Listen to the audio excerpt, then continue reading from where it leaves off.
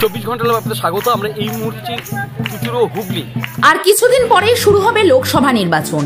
এই লোকসভা নির্বাচনকে ঘিরে ভোট প্রচারে ব্যস্ত সমস্ত রাজনৈতিক দলগুলি। আমরা দেখতে পেলাম হুগলির চুচুড়া পৌরসভার পৌরপ্রধান অমিত রায় চুচুড়ায় গঙ্গার তীরবরে সোনাঝুরি হাট নামে এক মেলার আয়োজন করেছেন। এই মেলায় হুগলির বিভিন্ন প্রান্তের মানুষরা ভিড় জমিয়েছেন, আর সেখানেই দেখা মিলল চুচুড়া পৌরসভার পৌরপ্রধান অমিত রায়ের।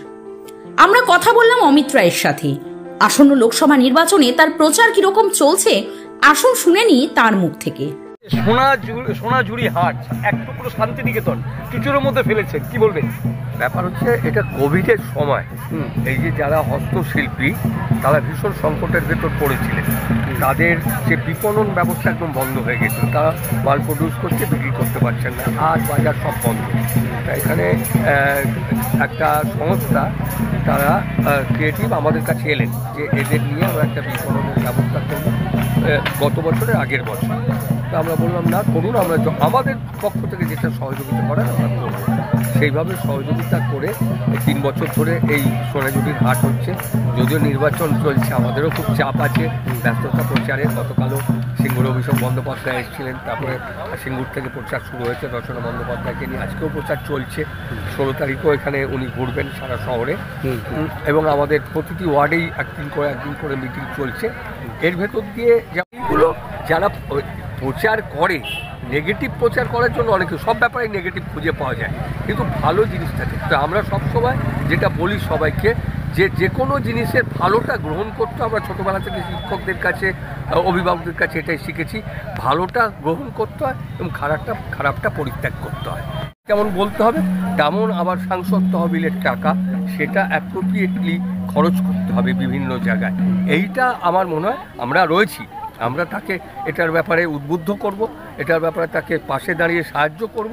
আমাদের বিধায়ক অসিত মজুমদার আছেন, আমাদের তপন দাশগুপ্ত আছেন, আমরা যারা এখানে পুরনো মানুষ আছি, আমরা তাকে পরিচালনা করে নিশ্চিতভাবে এটা বলতে পারবো লকেট যেটা করেছে রচনার ক্ষেত্রে সেটা হবে না, কেননা এটা দলটা মমতা বন্দ্যোপাধ্যায়ের দল বলে হবার জন্য বলেছিলেন, তিনি গ্রহণ করেছেন, তিনি পাচ্ছেন আমার ধারণা, এবং তিনি ঘুরছেন, মানুষের মন বুঝছেন, মানুষের কথা বুঝছেন।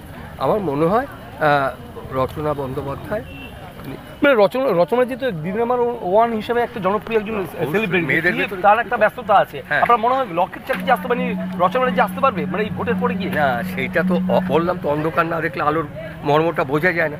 উনি এটা থেকে আমাদের উপলব্ধি হয়েছে যে উনি আসতে পারেননি বলে লোকের এই ধারণাটা হতে পারে যে ও একজন সেলিব্রিটি, ও একজন সেলিব্রিটি হয়, কিন্তু উনি এটা ইতিমধ্যেই উপলব্ধি করেছেন বিভিন্ন জায়গায় ঘুরে যে আমাকে আসতে হবে, থাকতে হবে, মানুষের সাথে কাজ করতে হবে, এবং উন্নয়ন প্রকল্প পার্লামেন্টের নির্বাচন তো আর তলালেবের বিষয় না।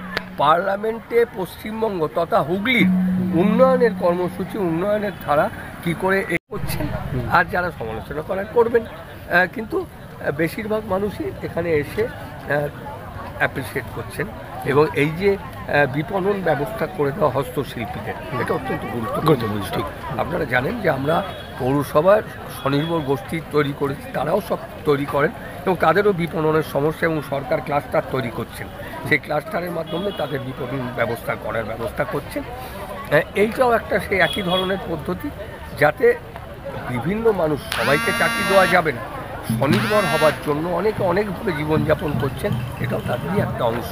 এবং হস্তশিল্প আমার বাংলার একটা ঐতিহ্য, সেই ঐতিহ্যটা, এবং শান্তিনিকেতন, সোনাঝুরি হাট, এটা সবাই জানি আমরা একটা ঐতিহ্যের বিষয়, সেই ঐতিহ্যটাই আজকে চুচুড়ায় উঠে এসেছে করে দেখানো। আমার এখানে একদম জন্ম থেকে মৃত্যু পর্যন্ত এই জন্য বলছি, জন্মাবার পর একদম বাচ্চাদের জামা কাপড় দেওয়া, তাদের বইপত্র দেওয়া, তাদের পড়াশোনার ব্যবস্থা করা, এবং রাজা রামমোহন রায় বিদ্যাসাগর, আমার হুগলি জেলারই বিদ্যাসাগর, তখন বীরসিংহ গ্রামটা হুগলিতেই ছিল, সেই বিদ্যাসাগর এবং নারীদের উত্তরণের জন্য তারা যে চেষ্টা করেছেন, কোনো সরকার এসে তাদের নারীদের উত্তরণ, কিন্তু কন্যাশ্রীর ভেতর দিয়ে, কন্যাশ্রী 1, 2, 3 একদম উচ্চশিক্ষা পর্যন্ত তাদের ব্যবস্থা করা, রূপশ্রীর ভেতর দিয়ে তাদের বিবাহযোগ্য মেয়েদের বিয়ের ব্যবস্থা করা, তারপর লক্ষ্মী ভাণ্ডারের ভেতর দিয়ে সেটা বাড়ানো হয়েছে, আমরা পৌঁছচ্ছি। আবার এটাও কিন্তু মানুষের কাছে পৌঁছাবার একটা জায়গা। মানুষ শুধু সব কিছুতে একটা স্পেস চান, একটা খোলা হাওয়া চান, এটা সেই খোলা হাওয়া চান। তার মানে যে বিরোধীরা বলেন যে আপনারা মেলা খেলা নিয়ে বেশি সারা বছর ব্যস্ত থাকেন, এটা কি মেলা খেলা মানে ভোটের একটা কি মানে মানুষকে সংযোগ করছেন? না না, মেলা খেলা তো থাকবেই, মেলা খেলা সমাজের অঙ্গ। আপনারা দেখবেন ছোটবেলায় আমরা সব হিন্দি সিনেমা দেখতাম, দেখা যেত মেলাতে কেউ হারিয়ে গেছিল, সে আবার খুঁজে পেল তার বোনকে বা ভাইকে। হ্যাঁ, এইগুলো হয়, খেলা তো আছেই জীবনের সব বিভিন্ন রকম অনেক রোজগার করেন, কিন্তু বউ একটা পয়সা চাইলে তাকে কিছু দেন না। সেই জন্য তাদের হাতে অন্তত কিছু পয়সা থাকলে বাচ্চাটা যদি একটা লজেন্স খেতে চায় সেটা কিনে দেওয়ার মতো তাদের যাতে ক্ষমতা থাকে, সেই জন্যই দিদি এটা ভেবেছেন। এবং আপনারা জানেন স্বাস্থ্যসাথীর ভেতর দিয়ে চিকিৎসার ব্যবস্থা এবং সমব্যথী সবচেয়ে গুরুত্বপূর্ণ। আপনারা দেখেছেন এর আগে রিক্সা চালক ভাই একজন মারা গেছেন, একটা কাপড় বিছিয়ে পয়সা তুলে তার দাহ করা হতো, সেটা কিন্তু এখন সমবেতার মাধ্যমে 2000 টাকা তার দাহ সম্পন্ন করা সম্ভব হচ্ছে। এই রকম। আর তারপরে এই যে যারা উচ্চশিক্ষায় যাচ্ছেন তাদের ক্রেডিট কার্ড করা হয়েছে, স্টুডেন্ট ক্রেডিট কার্ড, তারা অনেক দিন পর্যন্ত সেই ক্রেডিট কার্ডের সাহায্যে তারা অনেক চাকরি পাওয়ার পর সুযোগ পাচ্ছেন তারা সেটা ফেরত দেওয়ার জন্য। এইভাবে সর্বস্তরের মানুষদের, আজকে আপনার মনে আছে শরৎচন্দ্র চট্টোপাধ্যায় ওই ইয়ে থেকে দেবানন্দপুর থেকে ব্যান্ড স্কুলে পড়তে আসতেন। হ্যাঁ, ওইখান থেকে হেঁটে হেঁটে পড়তে আসা, ভাবুন। তা ওনার এগুলো মনে হয়েছে, সেই জন্য উনি সবুজ সাথী করেছেন একটা সাইকেল, এবং সাইকেলটা শুধু সেই। আমরা কথা বললাম চুচুড়া পৌরসভার পৌরপ্রধান অমিত রায়, তিনি কিন্তু সোজা সাপটা বলছেন যে এবার কিন্তু ভোট যুদ্ধে অর্থাৎ লোকসভা নির্বাচনে গতবার যেভাবে লকেট চ্যাটার্জি জিতেছেন বা রত্নাদের নাগের মতন হেভিওয়েট পার্টিকে হারিয়েছেন, সেটা কিন্তু এবার হতে যাচ্ছে না। কারণ এবার কিন্তু ভোট লড়াইটা কিন্তু হবে কিন্তু দিন এবং রাতের একটা সমতুল ব্যাপারটা উনি বোঝাতে চাইছেন।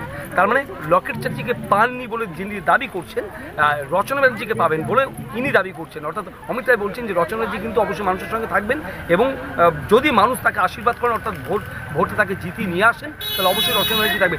কতটা থাকবে সেটা সময় বলবে, বা কে জিতবে সেটা 4 জুন বলবে। আপাতত কিন্তু ক্যামেরা পার্সনের সঙ্গে আমি সুমন আচার্য, দেখছেন 24 ঘন্টা লাগে। আমার এই তেলটি আগে দাদু তৈরি করতেন, তারপর আমার বাবা কোর্স করতেন, তারপর আমি এখন করছি। এই তেলটি বাতরোগের দারুণ কাজ করে, হাঁটু ব্যথা, কোমর ব্যথা, ঘুটনো ব্যথা, ঘাড় ব্যথা, এই তেলটি আপনি ইস্তেমাল করে দেখুন, আপনার খুবই কাজে লাগবে।